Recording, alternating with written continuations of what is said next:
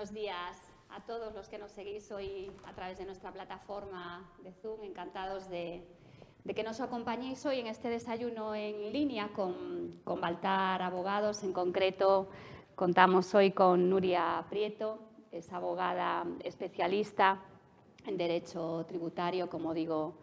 de esta estupenda firma Baltar Abogados, y con Samuel Pena, también abogado especialista y asociado en ambos casos también a Baltar Abogados, en este caso experto en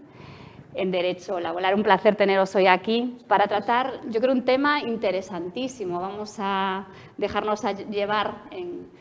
por ellos dos para comentar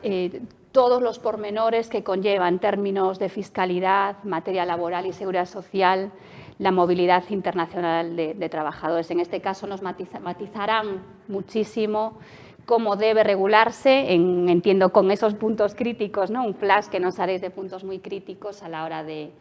que las empresas expatrien trabajadores al extranjero. Y comentaba con ellos que la situación paulatinamente se va acelerando, porque al final estamos en un momento de globalización extremo, los procesos de integración de las empresas, de internacionalización, está fomentando precisamente esta movilidad. Y las empresas deben ser conscientes de que hay una serie de cuestiones que antes de abordar y experimentar en este proceso hay que tener un previo de información y estar muy bien documentados y estar en manos, como es este caso, de expertos, de operadores expertos en esta materia para evitar errores que pueden tener una trascendencia extrema. Como decía, nos matizarán todas las cuestiones que debemos tener en cuenta en cuestión de unos 50 minutos, como digo, esa formación express con pinceladas a grandes titulares. Y dejaremos para el final unos 10-15 minutitos para que ellos puedan contestar las preguntas, que os animo a que vayáis cursando tanto por el chat de la plataforma como el espacio de preguntas y respuestas, que también está habilitado en la herramienta. Yo nada más que comentar y que añadir, simplemente estoy segurísima de que va a ser un tema en el que vamos a aprender muchísimo de esta materia en concreto. Y le paso la palabra a Samuel, que matizará un poco cómo van a ser sus respectivas intervenciones. Muchas gracias a los dos por acompañarnos hoy aquí. Muy bien, gracias a ti, Patricia, y bueno, gracias al Círculo también por la invitación, y gracias a todos los que nos están oyendo por estar ahí hasta hora de la mañana. Nosotros, como decía Patricia, simplemente con carácter introductorio vamos a dividir este webinar en dos partes claramente diferenciadas para que, digamos, sea más comprensible para todos. Sé que es una materia que daría mucho de sí para hablar, digamos, durante mucho más tiempo de la hora que disponemos por delante, pero bueno, como os decía, vamos a intentar dividir el webinar en dos partes claramente diferenciadas. La parte, digamos, fiscal y los aspectos tributarios que afectan a un desplazamiento de un trabajador al extranjero, parte de la que se ocupará Nuria y que os comentará durante aproximadamente media hora. Y la segunda media hora me tocará a mí en la parte, digamos, laboral y de seguridad social, donde, digamos, os comentaré los aspectos más relevantes, digamos, en esta materia laboral. No pretendemos tampoco hacer una formación al uso, digamos, dando un curso, digamos, con todas y cada una de las casuísticas que se pueden dar en un proceso de este tipo, pero sí nuestra vocación o nuestra idea en esta hora que tenemos va a ser un poco que al salir de aquí pues tengáis clara, digamos, las pautas que tanto en la parte fiscal como en la parte laboral debemos seguir a la hora de afrontar un proceso de expatriación de trabajadores al extranjero como el que podéis tener en un momento dado, ¿no? Entonces, sí queremos puntualizar o, digamos, dejar claro esos criterios básicos que nosotros consideramos para, por lo menos, tener una idea clara, tanto en la parte fiscal como en la parte laboral, de por dónde debemos de movernos a la hora, digamos, de afrontar un proceso de este tipo. Como tenemos una hora y ya nos hemos comido unos minutos, yo, sin más, le doy la palabra a mi compañera Nuria, como os digo, pues para que ella os comente, digamos, la parte fiscal, sin perjuicio, como dice Patricia, de que al final, pues en esa ronda de preguntas, pues por supuesto, atenderemos cualquier consulta que tengáis. ¿De acuerdo? Bueno, pues antes de empezar con la parte propiamente fiscal de lo que sería la movilidad internacional de los trabajadores, desde el despacho siempre insistimos a nuestros clientes la importancia de planificar con anticipación la expatriación de nuestros trabajadores. ¿Por qué? Fundamentalmente, pues para evitar sustos y disgustos. Básicamente porque una mala planificación de una expatriación lo que puede conllevar es una serie de riesgos fiscales que llevan aparejada una serie de costes no solo para el trabajador, sino para el propio empresario. Con lo cual, desde el despacho siempre insistimos en la necesidad de realizar un pequeño checklist de una serie de cuestiones que pueden tener gran incidencia en el ámbito fiscal, como puede ser, pues, por ejemplo, la duración de la expatriación. Daros cuenta de que el hecho de desplazar a los trabajadores a largo plazo puede conllevar cambios de residencia. No solo eso, para la compañía también puede suponer que incurramos en la existencia de un EP en el país de destino, con lo cual es muy importante tener en cuenta cuál va a ser la duración que esos trabajadores van a residir en el extranjero. Otra de las cuestiones muy importantes que tenemos que tener en cuenta son las circunstancias personales de los trabajadores. No es lo mismo desplazar a un trabajador solo que desplazarlo con su familia, como veremos más adelante. Lo mismo con el país de destino. El hecho de que en el país de destino exista un convenio para evitar la doble imposición, desde luego va a facilitar muchísimo esa expatriación. Y luego otra serie de cuestiones como puede ser la remuneración del trabajador, quién va a emplear a ese trabajador, etcétera. O sea, todas estas cuestiones habrá que analizarlas muy cuidadosamente, precisamente para evitar esos riesgos fiscales y que al final esto se convierta en una pequeña odisea tanto para el trabajador como para el empresario. Vale. Una vez recalcada la importancia de esta planificación, vamos a empezar ya con lo que serían las obligaciones fiscales, tanto para el trabajador como para la empresa, derivadas de esta expatriación. ¿Vale? Y en este sentido, lo primero que tenemos que ver o a lo primero que tenemos que atender es a dónde va a tener ese trabajador la residencia fiscal. ¿Por qué es tan importante determinar la residencia fiscal? Bueno, pues porque desde luego el determinar la residencia fiscal va a marcar cuál va a ser el estado competente para gravar todas las rentas que va a percibir ese trabajador. Con lo cual, desde luego, ese debe de ser siempre el punto de partida. Y no solo eso, además también va a facilitar determinar cuál va a ser el estado que sea el competente para eliminar la doble imposición en el caso de supuestos en los que precisamente se produzca esta doble imposición. ¿Vale? Entonces, ¿cómo vamos a determinar esta residencia fiscal? Bueno, la residencia fiscal se determina en base a las legislaciones internas de cada uno de los estados. Hay que ver la legislación interna y puede suceder que, llegado el caso, imaginemos que Nuria Prieto, de acuerdo con la legislación interna española, cumple los criterios para poder ser residente fiscal en España, pero según la legislación interna francesa también cumple los criterios para ser residente fiscal en Francia. Bueno, pues en este caso, en la medida en que existe un convenio para evitar la doble imposición entre Francia y España, tendremos que irnos a los criterios delimitadores que contiene precisamente el convenio para evitar la doble imposición y así determinar quién es el Estado competente para gravar esas rentas. Vale, de hecho, y ya adentrándonos más adelante en este tema, al final esto lo que va a determinar es dónde va a tributar el trabajador por sus rentas mundiales, con lo cual esto es fundamental. Pero no solo es fundamental determinar el Estado que va a ser el competente para gravar estas rentas, también es fundamental acreditar o poder acreditar dónde una persona es residente fiscal. De hecho, el tema de la residencia es una cuestión bastante litigiosa. En el despacho la verdad es que recibimos muchísimos requerimientos por parte de la agencia tributaria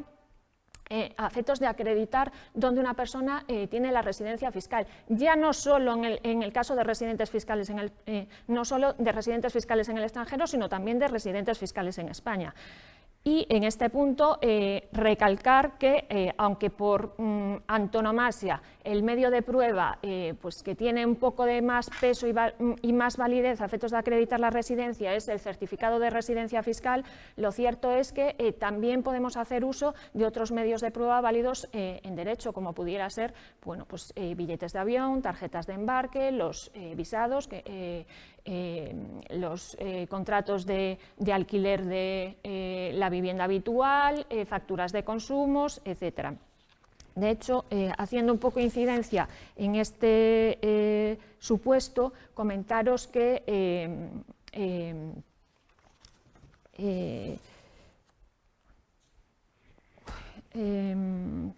joder, no se puede cortar. Perdón porque se me fue el santo al cielo. Seguimos. En el caso de la ley interna española existen fundamentalmente 3 criterios para determinar la residencia fiscal. El primero sería el criterio de permanencia, de forma que una persona residente fiscal en España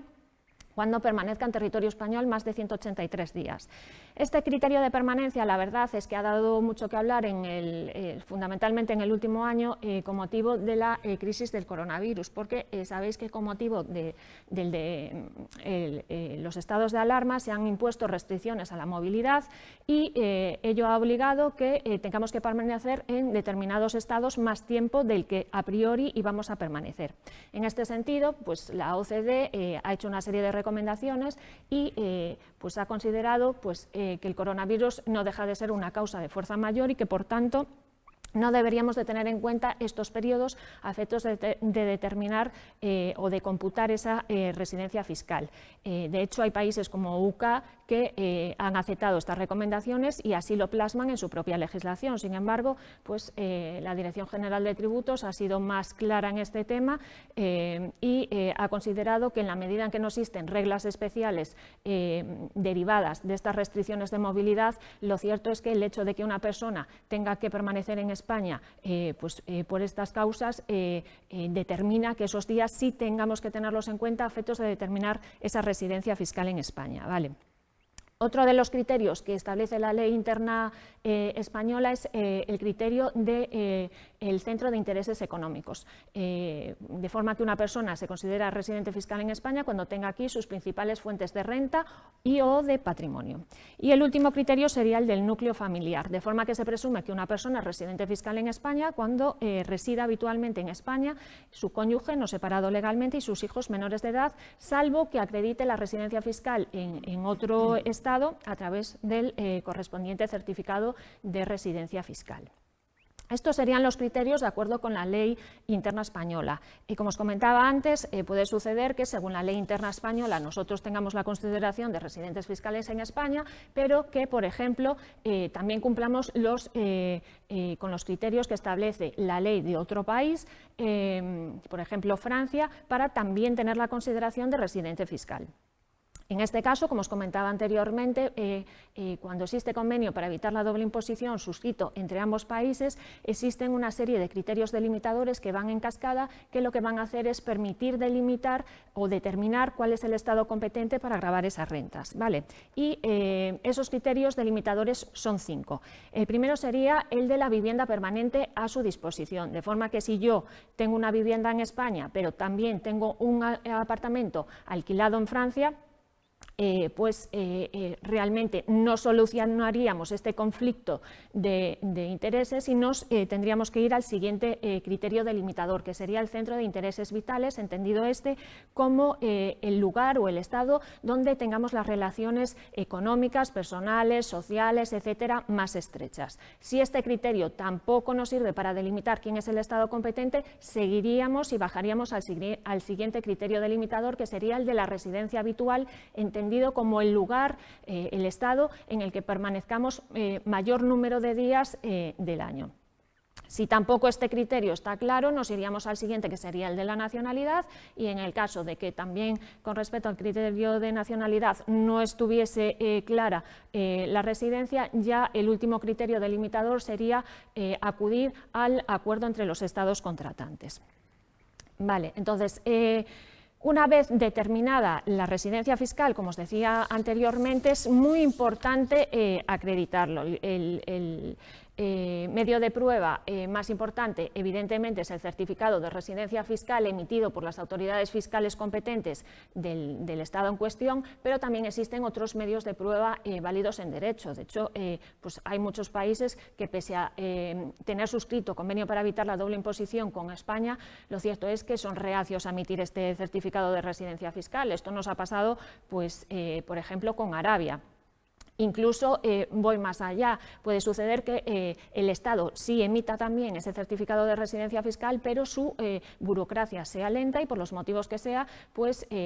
nos encontremos que no nos entregan ese certificado de residencia fiscal hasta pasados pues 2 años o 3 años, con lo cual nuestra recomendación siempre es que el trabajador en este caso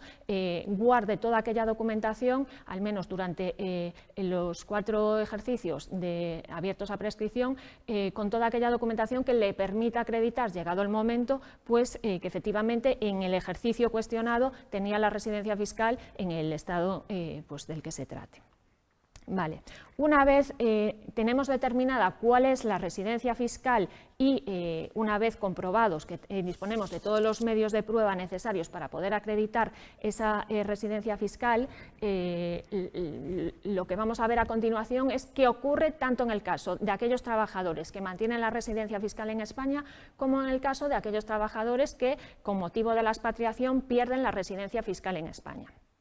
Empezando con los trabajadores que mantienen la residencia fiscal en España, la ley interna española establece que los contribuyentes por el IRPF van a tener que tributar en España por todas sus rentas mundiales. Pero también es cierto que para aliviar un poco la presión fiscal de estos trabajadores contempla una serie de beneficios fiscales que son bastante interesantes, si bien es cierto que también son objeto de comprobación por la agencia tributaria y, por tanto, debemos de estar muy atentos y de contar de nuevo con medios de prueba que nos avalen para poder demostrar y justificar la aplicación de estos incentivos fiscales. ¿Vale? El primero de ellos sería la exención del 7P, sería la exención de los rendimientos de trabajo por trabajos realizados en el extranjero, en la que profundizaremos más adelante. También está el régimen de excesos, bueno, el régimen de dietas exoneradas de gravamen y la deducción por doble imposición internacional. Como decía, como el incentivo fiscal que tiene más incidencia en la práctica y que también es el incentivo fiscal que ha generado más litigiosidad, vamos a profundizar un poco más en lo que es la exención del 7P, sin perjuicio de que si a algún oyente le surge alguna cuestión en relación con cualquiera de los otros requisitos, pues sin problema nos pararemos y lo analizaremos. Bueno, pues empezando con lo que sería la exención del 7P, esta exención lo que permite es dejar exentos de tributación aquellos rendimientos de trabajo por trabajos realizados en el extranjero con un límite anual máximo de 60.100 euros anuales. Pero para ello es necesario que se cumplan una serie de requisitos. Desde luego, el primero es que el trabajador tiene que ser residente fiscal en España. Si no es residente fiscal en España, desde luego ya no le resulta de aplicación la ley de IRPF y, por tanto, ya no le sería de aplicación este beneficio fiscal. ¿Vale? Además de ser residente fiscal en España, lo cierto es que esta exención exige un desplazamiento físico del trabajador al extranjero. ¿Qué significa esto? Y muy enlazado con esta situación de crisis sanitaria que estamos viviendo, bueno, pues que desde luego el teletrabajo no admite la aplicación de esta exención, ¿vale? ¿Por qué? Porque realmente si yo tengo a un trabajador prestando servicios desde España, aunque sea para una filial extranjera, lo cierto es que no está desplazado en el extranjero, con lo cual la Dirección General de Tributos ha emitido una consulta bastante clara en junio del año pasado y no ve en ningún caso aplicable esta exención. El siguiente requisito sería la necesidad de que la beneficiaria sea una entidad no residente o un EP en el extranjero. ¿Vale? En este sentido, recalcar la necesidad de verificar quién es la beneficiaria final de los trabajos que realiza el trabajador en el extranjero. Y en este sentido, quería recalcar una consulta que ha sacado la Dirección General de Tributos en octubre del año pasado, en la que hace referencia a un supuesto de un trabajador que está embarcado en un buque realizando una serie de trabajos de puesta en marcha y en una serie de instalaciones dentro de un buque, con la particularidad de que la empresa empleadora es española y estos trabajos de instalación y montaje fueron contratados por otra empresa española, pero en la medida en que el cliente final o el propietario de ese buque y por tanto el beneficiario final de esos trabajos es una entidad australiana, la Dirección General de Tributos efectivamente admite la aplicación de esa exención. Otro de los requisitos que exige el 7P, esta exención, es que en el país de destino exista un impuesto de naturaleza idéntica o análoga al IRPF. ¿Vale? Este requisito se entiende cumplido si con el país de destino tenemos suscrito convenio para evitar la doble imposición con cláusula de intercambio de información. Y el último requisito sería que el país de destino no tenga la calificación de paraíso fiscal. Parándonos un poco en todos estos requisitos que hemos mencionado, cabe destacar otro requisito que hasta ahora venía exigiendo la Dirección General de Tributos, pero que por fin la Audiencia Nacional, mediante sentencia de febrero y de octubre del 2020, le ha dado carpetazo, que es el requisito que venía exigiendo la Dirección General de Tributos de que los rendimientos de trabajo se derivasen de una relación laboral. Bueno, pues la Audiencia Nacional, en dos supuestos de unos consejeros delegados que realizaban funciones ejecutivas, de hecho alternaban lo que sería su función como miembro del Consejo con otras funciones de alta dirección, establece que la Dirección General de Tributos se ha extralimitado en la interpretación de la norma y está exigiendo un requisito que en ningún caso exige el artículo 7P, de forma que estos miembros del Consejo de Administración, aunque sus rendimientos de trabajo deriven de una relación mercantil,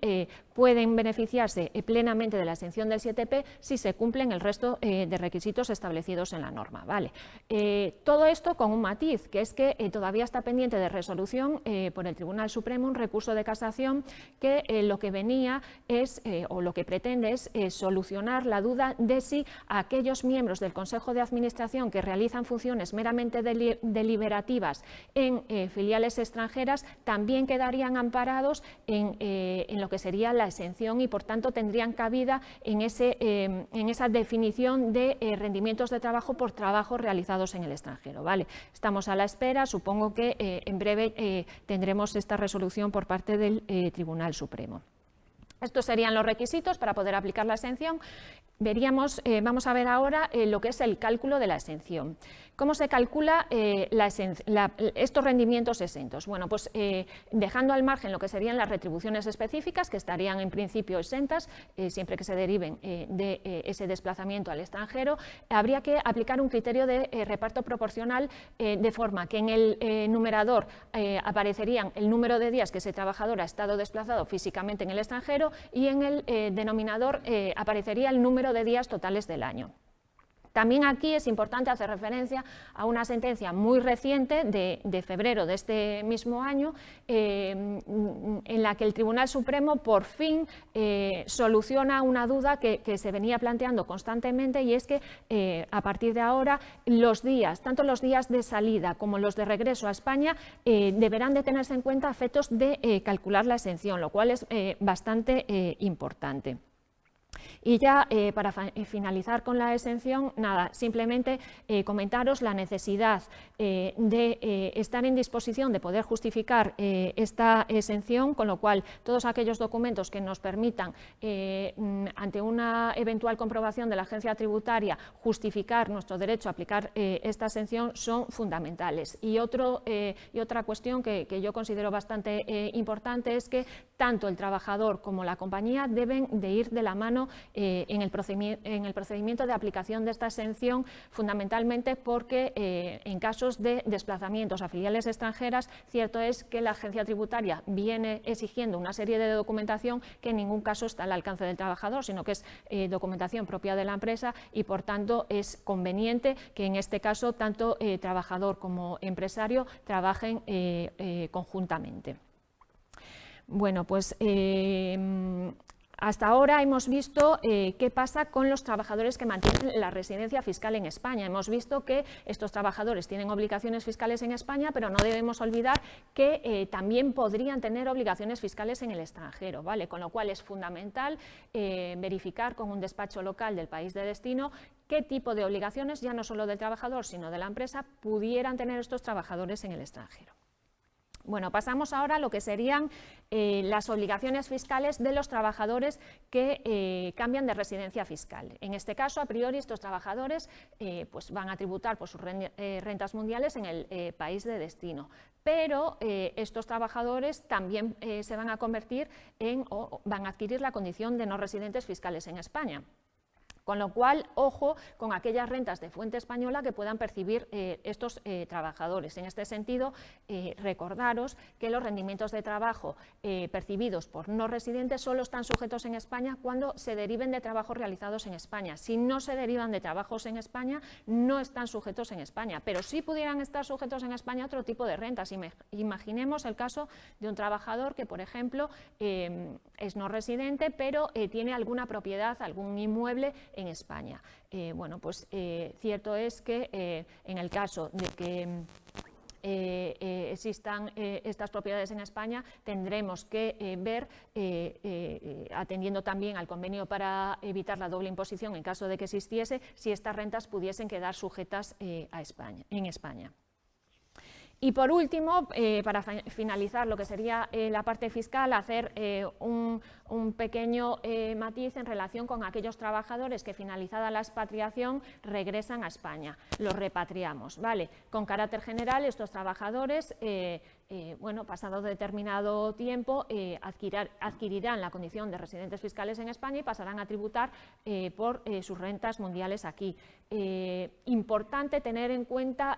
fundamentalmente el ejercicio del cambio de residencia, y en este sentido recordaros la posibilidad de anticipar los efectos de este cambio de residencia a través del modelo 147, ¿vale?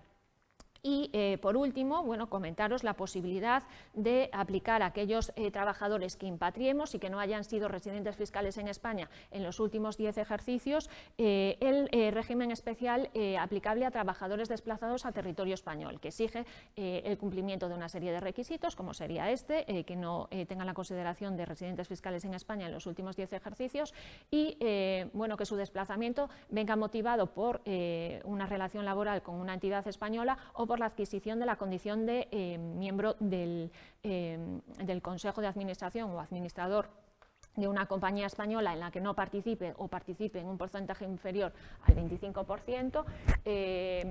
y este régimen va a poder aplicarse durante este ejercicio, durante el ejercicio de adquisición de la residencia fiscal y en los 5 ejercicios posteriores.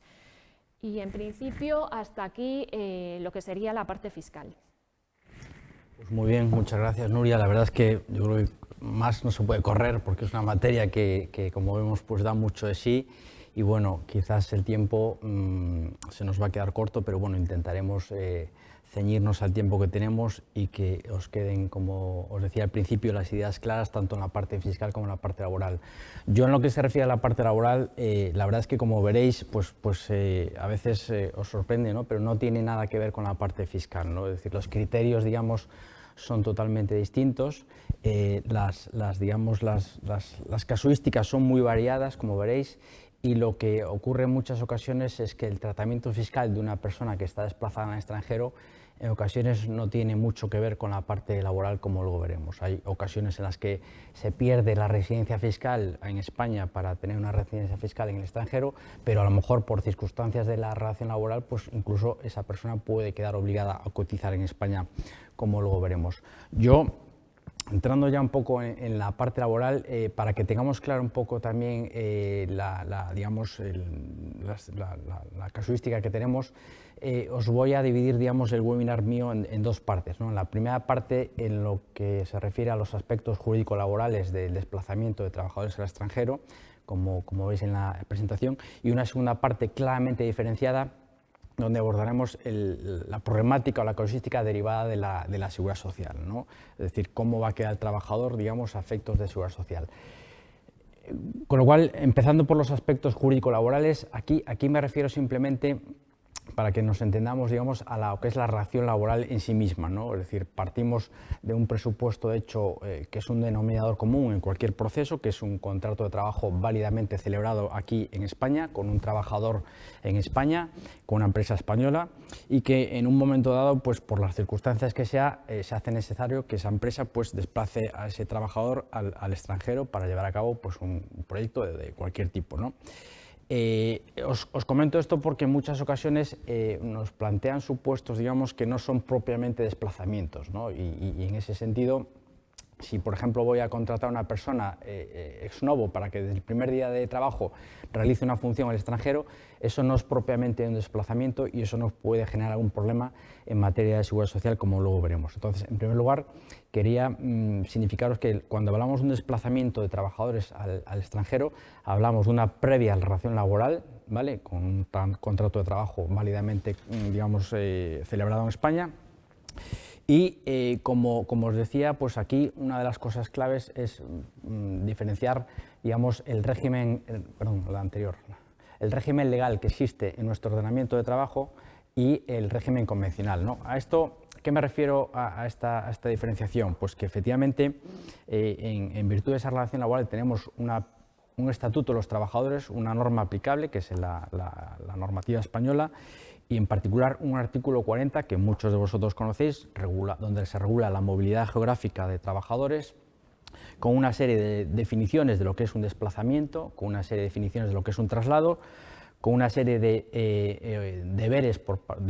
parte del trabajador y una serie de derechos por parte de la empresa. De hecho, se configura esta movilidad geográfica como una facultad de la empresa siempre que se den determinadas circunstancias o determinados requisitos. Incluso en este artículo 40 se plantea las opciones que tiene ese trabajador, digamos, frente a una decisión de la empresa de trasladarle al extranjero. Por lo tanto, está configurado efectivamente como una facultad empresarial, este artículo 40, relativo a la movilidad geográfica, pero lo que sin duda nos va a dar un alto grado de seguridad jurídica es lo que yo llamo el régimen convencional, ¿vale? Es decir, es el acuerdo de voluntades, el consenso entre ambas partes de forma bilateral, donde, digamos, complementando lo que dice el artículo 40, se va a regular, digamos, desde el punto de vista estrictamente jurídico laboral, ese desplazamiento de trabajadores al extranjero. Con lo cual, primera cosa que tenemos que tener en cuenta es que efectivamente hay una ley, que es el Estatuto de los Trabajadores. Puede haber un convenio colectivo que en ocasiones puede regular los aspectos relativos a un desplazamiento al extranjero, rara vez, ¿vale? Pero lo que sin duda nos va a dar un alto grado de seguridad jurídica, como os decía, es ese régimen convencional, ese acuerdo de voluntades, donde además hay un amplio margen para, digamos, desplegar ese principio de la autonomía de la voluntad, donde podemos regular toda la casuística y toda la serie de derechos y obligaciones, digamos, de ambas partes durante el desplazamiento. Aquí, por ejemplo, me refiero a temas y aspectos tan importantes como, por ejemplo, la remuneración. Partimos de un contrato de trabajo en España con una retribución. Lógicamente, cuando, digamos, se inicia un proceso de expatriación, tendremos que regular cuál va a ser el nuevo paquete retributivo del trabajador, o incluso definir qué es lo que va a ser retribución de naturaleza salarial y los conceptos que van a tener naturaleza no salarial o extrasalarial. Muy importante, porque esto nos va a ayudar a definir, digamos, esas circunstancias, así como también el nuevo puesto, las nuevas funciones del trabajador, los nuevos deberes con el nuevo proyecto que tiene, digamos, vinculado al proceso de expatriación. Con lo cual, muy importante también regular, insisto, o al amparo de este régimen convencional, toda esta serie de circunstancias para, digamos, dotar al desplazamiento de un importante grado de seguridad jurídica. También, otra de las cosas que conviene regular en este régimen convencional es lo que denominamos garantía de retorno o condiciones de retorno. Muchas veces no pensamos, digamos, en la importancia que tiene, digamos, qué pasa cuando concluye el desplazamiento, ¿no? Entonces, es muy importante también regular en este régimen convencional cómo y cuándo, digamos, se va a retornar ese trabajador desplazado y en qué condiciones se va a quedar una vez, digamos, finalizado el desplazamiento. Y, por supuesto, algo que hablaremos a continuación, en cuanto a la forma contractual, forma jurídica contractual, tenemos, como os decía, un contrato de trabajo. ¿Qué va a pasar con ese contrato de trabajo? ¿Lo suspendo? ¿Se extingue? ¿Sigue igual? Entonces, es una de las cosas que vamos a tener que regular también aquí en ese denominado régimen convencional. Como os decía, Es importante, y aquí he intentado esquematizarlo en 4 supuestos, como luego veremos, definir qué es lo que pasa con el contrato de trabajo aquí válidamente celebrado en España con motivo de ese desplazamiento, es decir, cómo afecta el desplazamiento a ese contrato de trabajo. Vamos a tener que tener en cuenta varios factores, y os lo resumo muy brevemente para definir o para determinar qué va a pasar con ese contrato de trabajo. En primer lugar, vamos a tener que ver qué figura tengo yo, qué figura societaria tengo en el extranjero, si tengo una sociedad ya constituida, una sociedad filial constituida, o si no la tengo, porque si no la tengo, lógicamente, no podré contratar con la sociedad extranjera y si la tengo, sin embargo, esa sociedad en el extranjero, sí podré, digamos, utilizar en un momento esa sociedad para, digamos, hacer una nueva contratación como nueva persona jurídica del contrato de trabajo. Tendré que ver también cuál es la normativa local del país de destino. ¿Y esto por qué los comento? Porque realmente en muchos países, nos pasa mucho en Sudamérica, en Centroamérica, como por ejemplo en México, en Brasil creo que también, para obtener determinados permisos de trabajo y permisos de residencia, la normativa local es habitual que exija la celebración de un contrato local, es decir, conforme a la ley del país de destino. En el caso de Brasil, un contrato conforme a la ley brasileña, con lo cual tendremos que tener bien presente también en ocasiones la ley local del país de destino, porque en ocasiones exige, por determinadas circunstancias, la existencia de un contrato laboral conforme realizado a la ley del país de destino. Y también, muy importante, tendremos que tener en cuenta el periodo de duración del desplazamiento. No es lo mismo que el desplazamiento se proyecte por un periodo de corta duración, que pueden ser 2 o 3 meses, como un desplazamiento de larga duración, donde justifica, digamos, que a lo mejor hagamos algo con el contrato de trabajo. Básicamente, para que lo tengáis claro, os he puesto aquí 4 alternativas, digamos, que son las más habituales, digamos, de cómo formalizar ese desplazamiento, insisto, partiendo de que existe un contrato de trabajo en España válidamente celebrado entre empresa española y trabajador español. La primera de ellas es quizás la más habitual, consiste en suspender el contrato de trabajo en origen, aquí en España, y simultáneamente celebrar un nuevo contrato en el extranjero. Por supuesto, esto requiere la existencia de una sociedad filial en el extranjero y lo que supondría es que durante ese desplazamiento el contrato español queda, digamos, suspendido, como dice la palabra, sin vigencia, de forma temporal, de tal forma que se reactivaría de forma automática a partir del momento en el que finalice, por cualquier causa, el contrato, digamos, que haya realizado en el extranjero. Esto, sin duda alguna, nos da un alto grado de seguridad jurídica a ambas partes, porque lo que supone es que directamente, cuando finalice ese proceso de expatriación, incluso por la razón que sea, cuando finalice el contrato de trabajo en el país de destino, automáticamente se reactivará ese contrato, lo cual, digamos, nos servirá para saber en qué momento, en qué situación jurídica nos encontramos trabajador y empresa. Esto está previsto sobre todo para desplazamientos de media y larga duración, donde tiene sentido, digamos, realizar un contrato en el extranjero, como os digo, plazo durante el cual quedaría el contrato aquí en España, digamos, en suspenso. Lógicamente, también esta alternativa nos exige examinar o revisar la normativa laboral en el país de destino, porque, como os decía, nos va a exigir la celebración de un contrato local conforme a la normativa de allí, cosa que nos obligará, digamos, a revisar, digamos, las circunstancias de esa normativa laboral. En segundo lugar, como segunda alternativa, existe la posibilidad de que se mantenga un doble vínculo contractual tanto en origen como en destino. En el caso de España, se podría llegar a mantener ese primer contrato de trabajo en España y simultáneamente celebrar un segundo contrato con la sociedad filial en el extranjero, perfectamente válido. Esto supondría, al final, una doble, digamos, vinculación contractual. Se pueden, digamos, en el tiempo simultanear ambos contratos. Si bien aquí tenéis que tener presente, o la cautela, digamos, de que si mantengo la vigencia y la validez de ese primer contrato en España durante el proceso de expatriación, necesariamente, para no incurrir en una ficción de que esté, digamos, manteniendo vigente un contrato de forma ficticia, tenemos que acreditar en lo posible la realidad de la prestación de trabajo a favor de la sociedad española, ¿vale? Nos pasa mucho, sobre todo con países como Argentina, donde realmente hay una cierta aversión a que el trabajador español siga manteniendo el contrato con España, y esto pues se hace en la práctica, mantener un contrato en España y al mismo tiempo un contrato simultáneamente conforme a la ley argentina.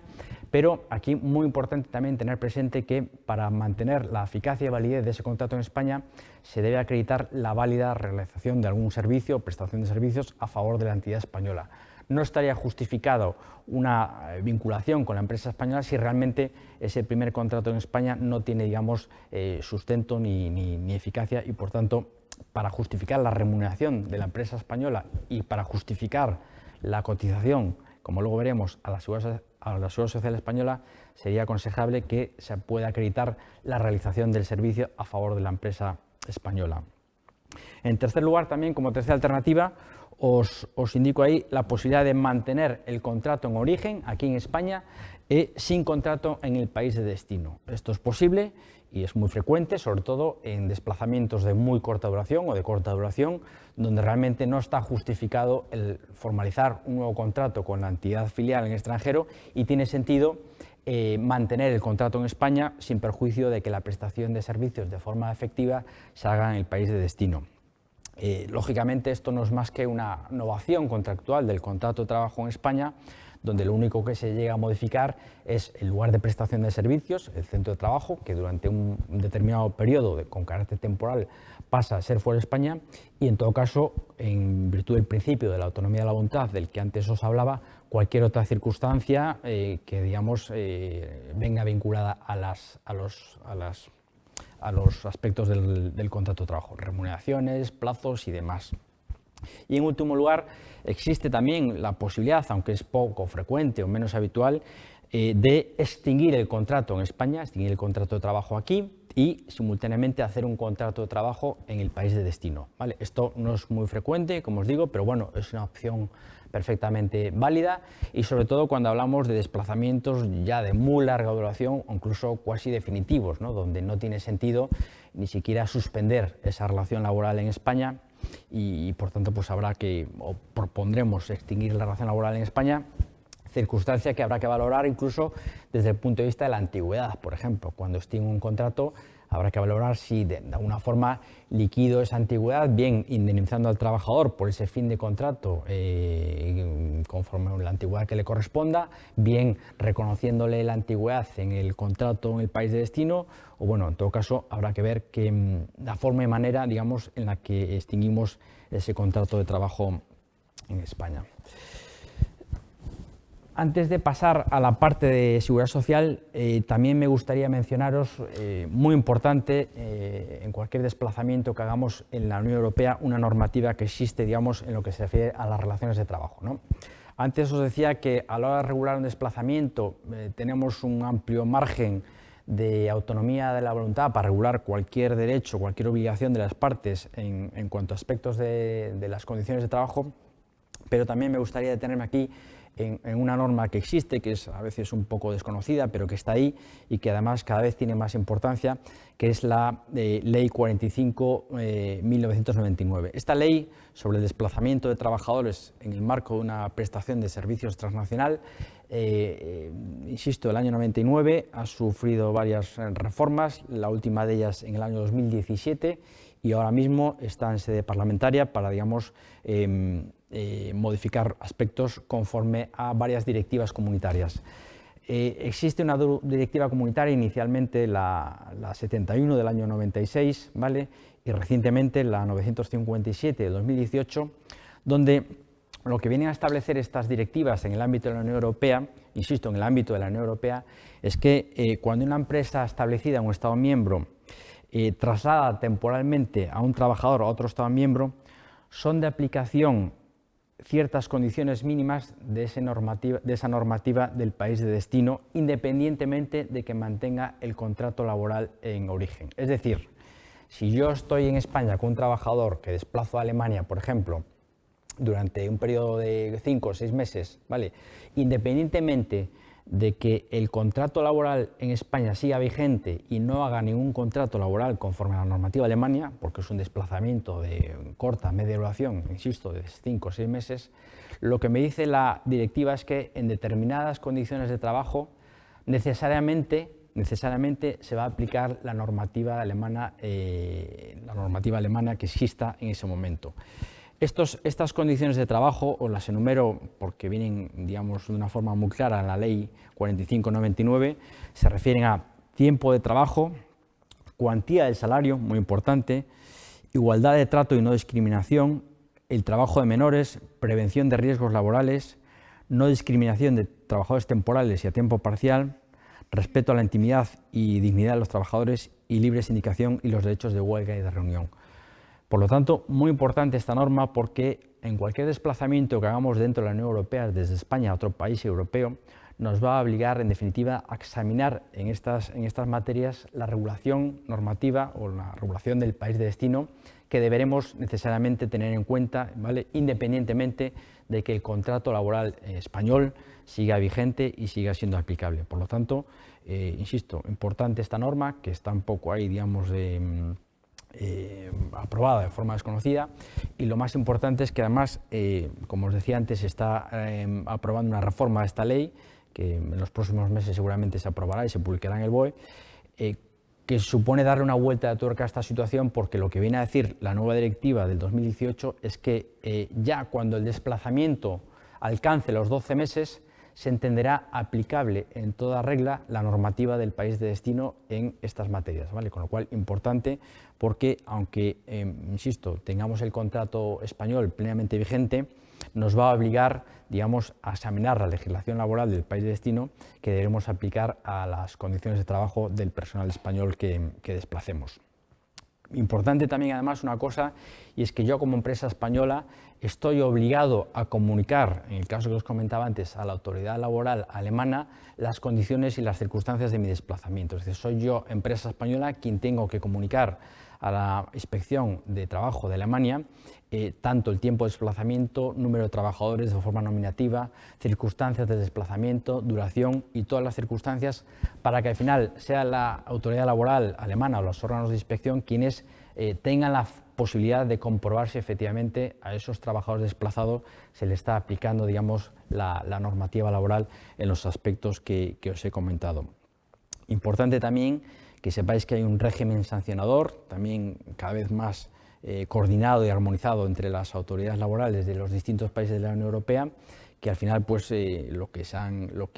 hecho es un poco pues, estar más coordinados para, digamos, ese trasvase de información entre unos países y, por tanto, oye, que está a la orden del día. A nosotros nos pasa mucho en empresas portuguesas que vienen aquí a Galicia, hacen esa comunicación y a los 2 días está la inspección de trabajo allí, en el centro de trabajo, pues viendo si efectivamente esos trabajadores desplazados desde Portugal a Galicia, pues se le está dando cumplimiento a los salarios mínimos, por ejemplo, recogidos en los convenios colectivos españoles, independientemente de que ese trabajador se le aplique un convenio colectivo portugués con un salario que pueda incluso ser inferior al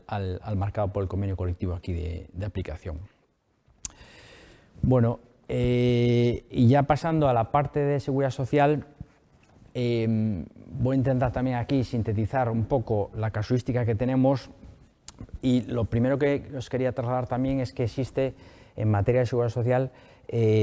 una normativa imperativa, a diferencia de lo que ocurre con la parte, digamos, jurídico-laboral, donde en cierto modo yo puedo, con el acuerdo con el trabajador, regular todos los derechos y obligaciones que, digamos, rodean un desplazamiento de trabajadores al extranjero. Aquí, en materia de seguridad social, realmente no puedo hacer lo que quiera, ¿no? Y esto lo digo porque los trabajadores españoles son muy propensos a quedar enganchados a la seguridad social española en todo caso, y realmente pues eso a veces pues no puede ser, como veremos, por determinadas circunstancias, y aquí siempre debo respetar, digamos, una legislación aplicable, que es la que me dicen los convenios, digamos, que debo aplicar conforme, como os decía, a determinadas circunstancias, y esa normativa es de carácter imperativo, es decir, no puedo cotizar donde quiera al final, ¿no? Lo primero que tenemos que tener presente es que existen determinados criterios, como ahora os diré, para determinar la legislación aplicable en materia de seguridad social. Tendré que ver, en primer lugar, cuál es la empresa empleadora, cuál es la empresa, digamos, que firma el contrato de trabajo y con la que mantengo el vínculo laboral. como os decía antes, puede ser la empresa filial extranjera o puede ser la empresa española quien mantenga el vínculo laboral. Tendré que ver también, en segundo lugar, muy importante, la duración del desplazamiento. Como luego veremos, es clave, digamos, la duración del desplazamiento para determinar cuál va a ser, digamos, la legislación aplicable en materia de seguridad social. Y en tercer lugar, también tendré que ver el lugar del desplazamiento. Muy importante porque según a dónde desplace el trabajador, entrarán en juego unos convenios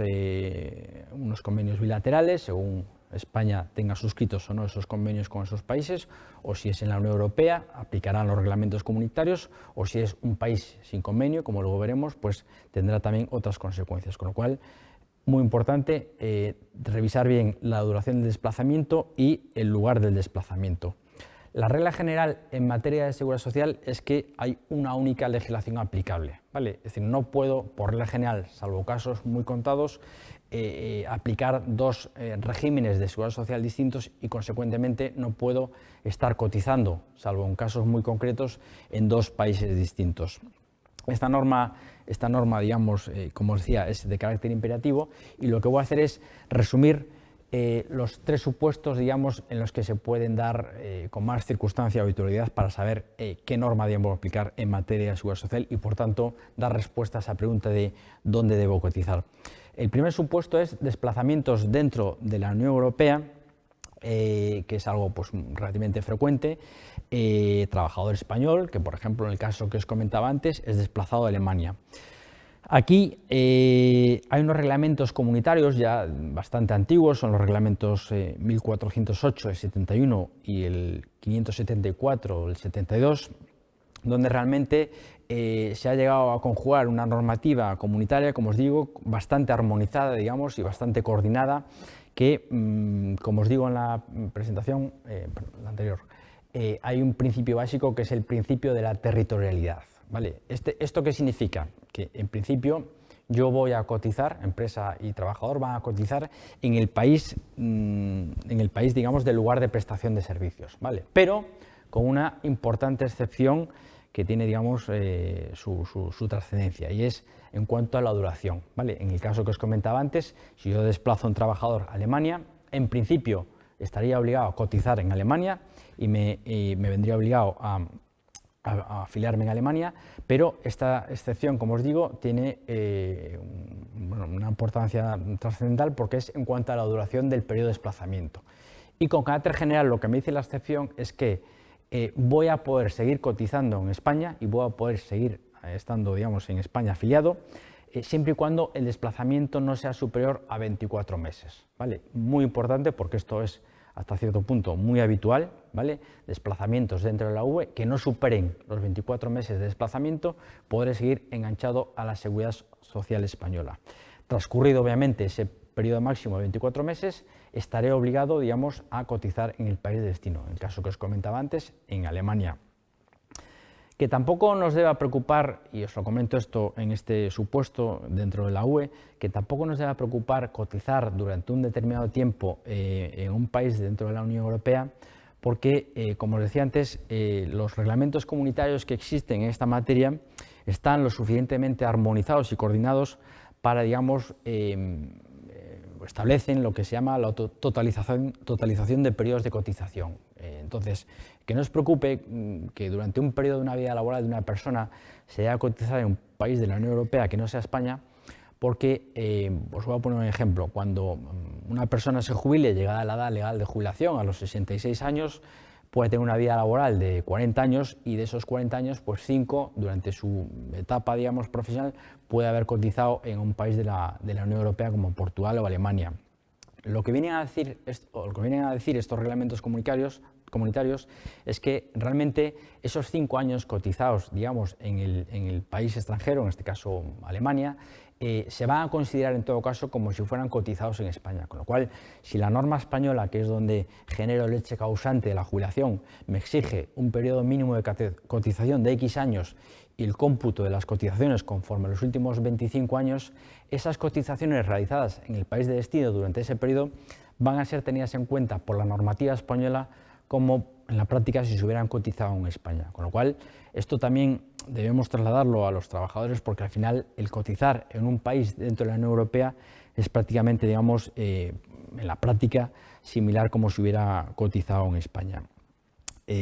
Simplemente también aclarar que respecto a los desplazamientos dentro de la Unión Europea de los que estoy hablando,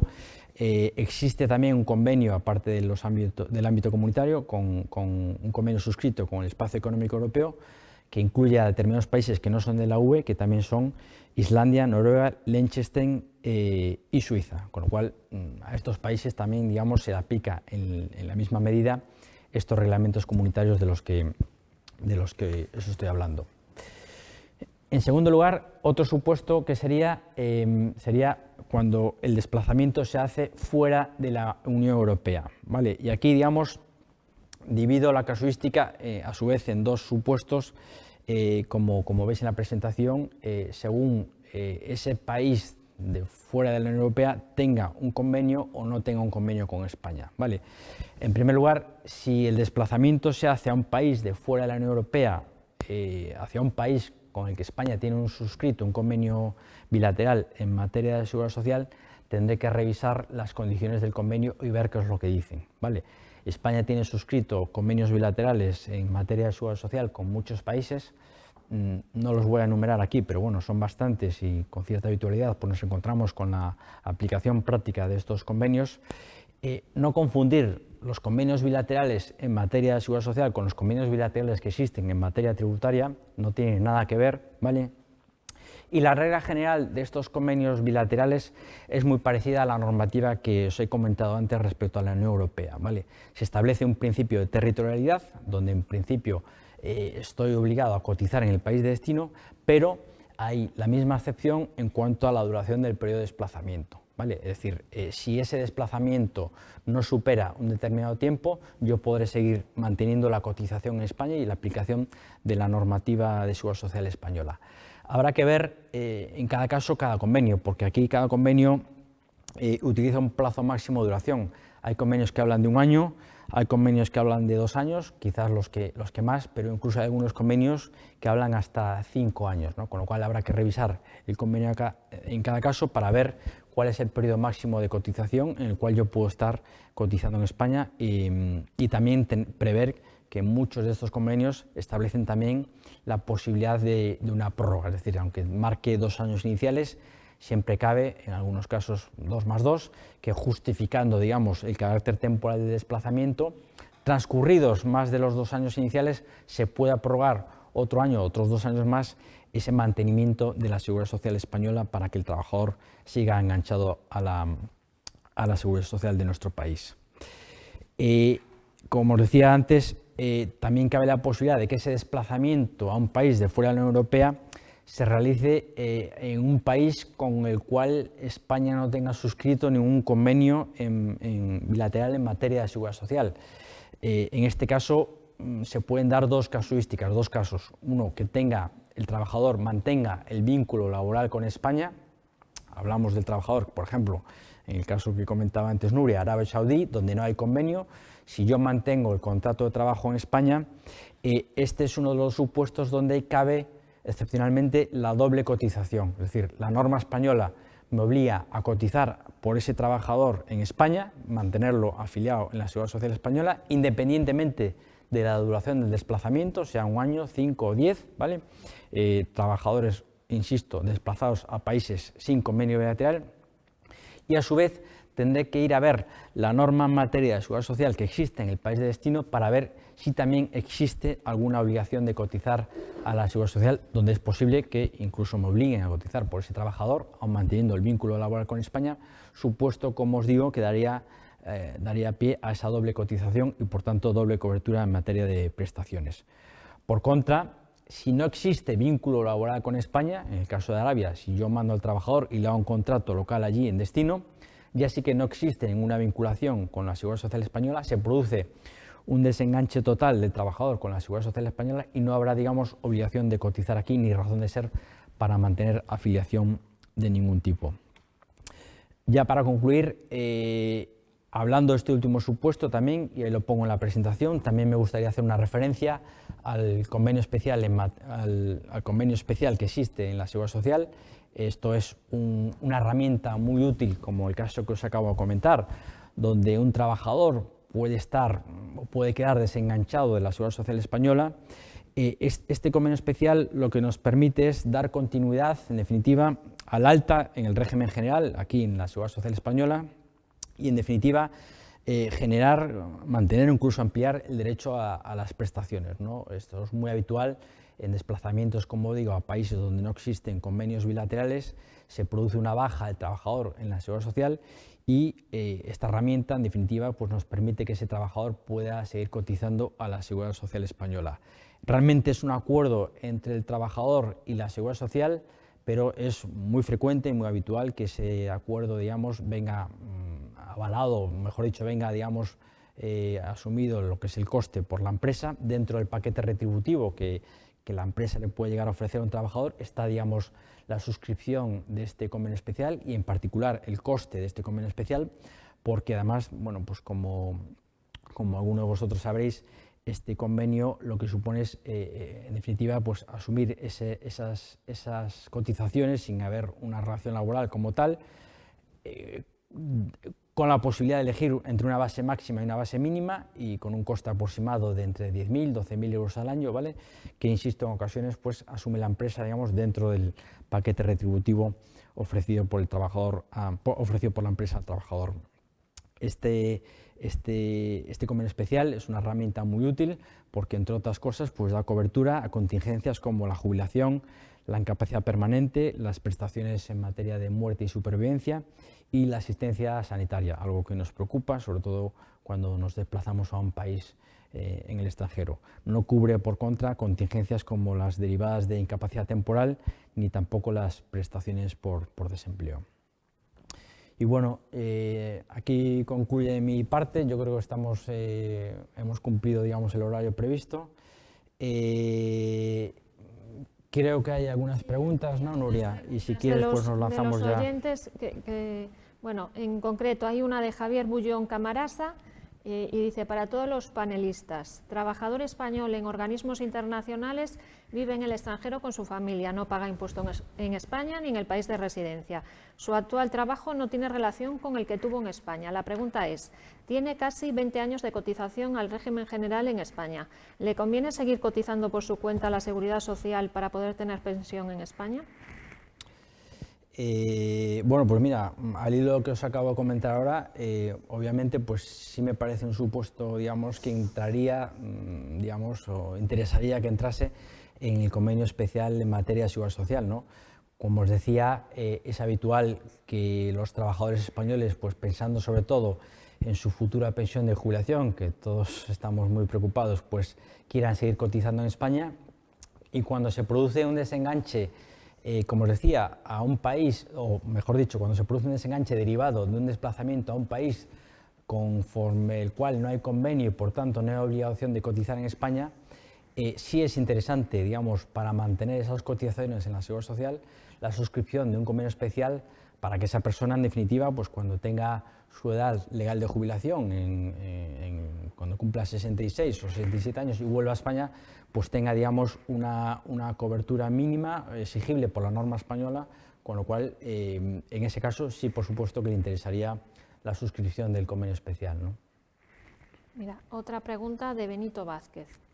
relacionado con trabajadores transfronterizos. ¿Qué tipo de comunicación hay que hacer a la Seguridad Social para no correr riesgos en caso de accidente laboral en el caso de trabajadores que se desplazan a Portugal de forma habitual, generalmente con ida y vuelta en el mismo día, para tareas comerciales o administrativas? Y después dice: ¿es factible evitar estas comunicaciones suscribiendo un seguro de viaje? A ver, no he pasado por alto el tema de las comunicaciones porque si no nos daría aquí para digamos, otras 2 horas o 3 respecto a las obligaciones que hay en todas las comunicaciones que hay que hacer, ¿vale? En principio, hablamos, en el supuesto que me acaba de comentar Nuria, de un desplazamiento dentro de la Unión Europea. Y bien es cierto que aunque son desplazamientos de un día, Sí es cierto que la norma que os comentaba antes, la Ley 45/1999, excluye, digamos, todos los desplazamientos que son inferiores a 8 días. Ahora bien, la casuística puede cambiar cuando realmente hablamos de trabajadores transfronterizos, porque aquí doy por supuesto de que el contrato de trabajo se hace en España y la casuística es aquella en la cual un trabajador continuamente y de forma recurrente hace su trabajo en un centro de trabajo en el extranjero, como en este caso en Portugal. Yo en este caso mi recomendación, cuando menos, es hacer la comunicación a la Seguridad Social Española de ese desplazamiento, ¿vale? Que la Seguridad Social Española nos certifique a través del denominado A1 ese alta, digamos, del trabajador en España, que es lo que nos va, digamos, a estar eximidos o a liberar de cotizar en Portugal, y de esa forma que cualquier accidente de trabajo que se pueda producir durante ese desplazamiento pueda tener una cobertura sin ningún problema. Por tanto,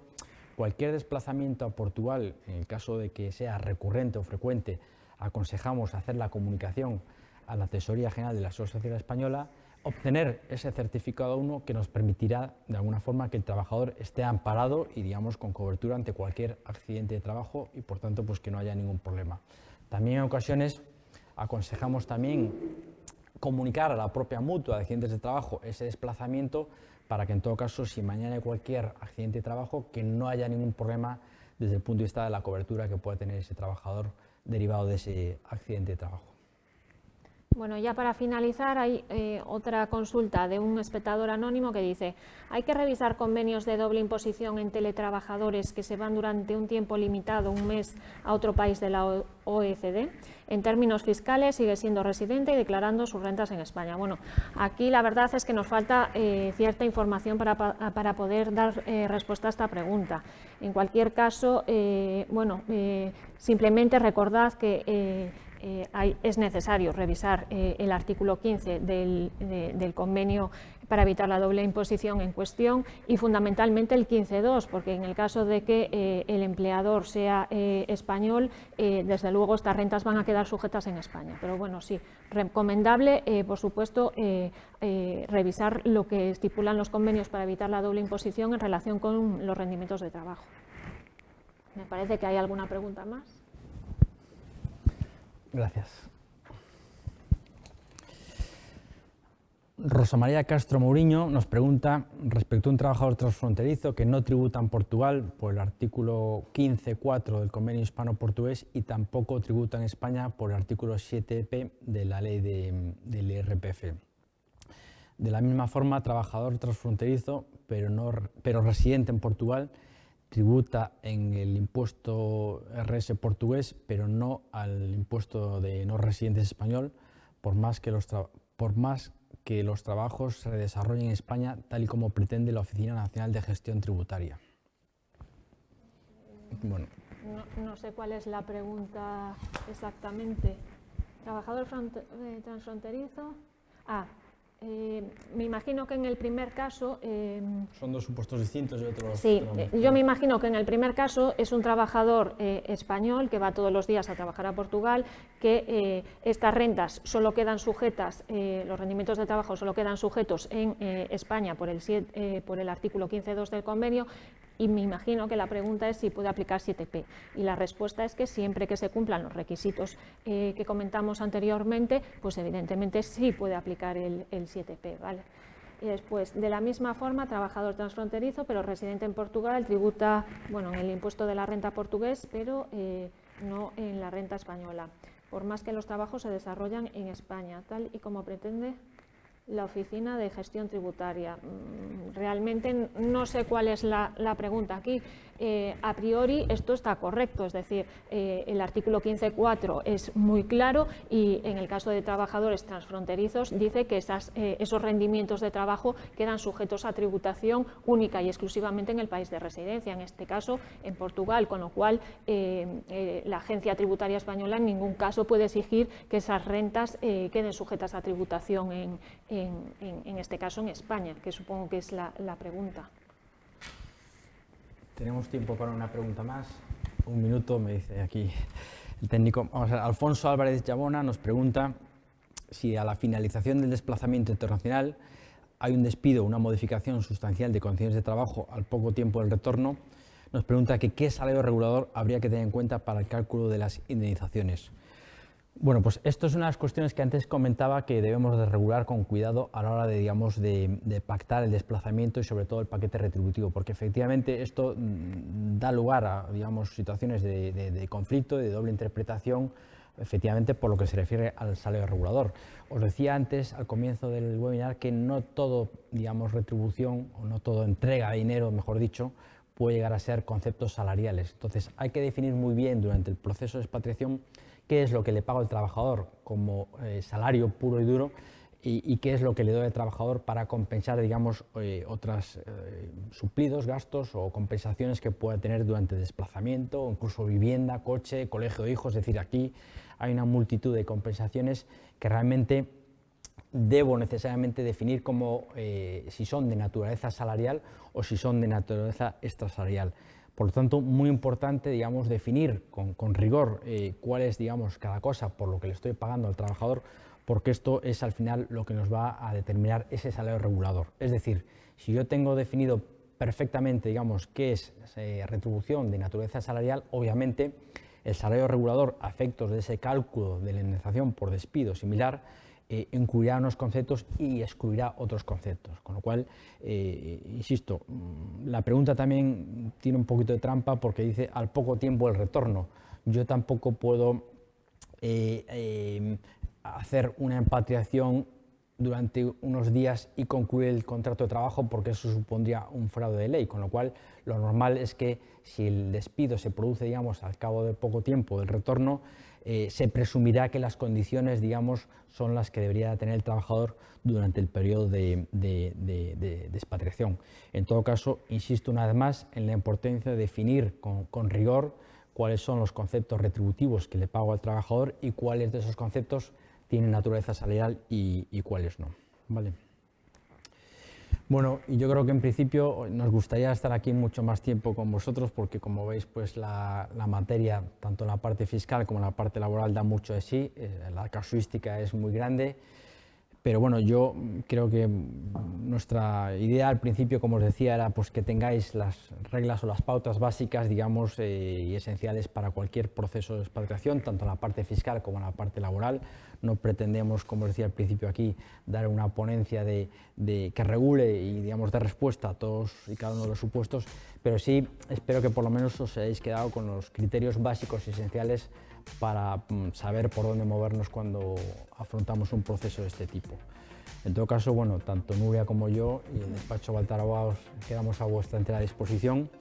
y, bueno, encantados de teneros aquí y os esperamos en la próxima. Y reiterar las gracias al Círculo de Empresarios de Galicia por darnos la oportunidad de celebrar conjuntamente este desayuno online. Muchas gracias a todos. Gracias. Un saludo. Hasta luego.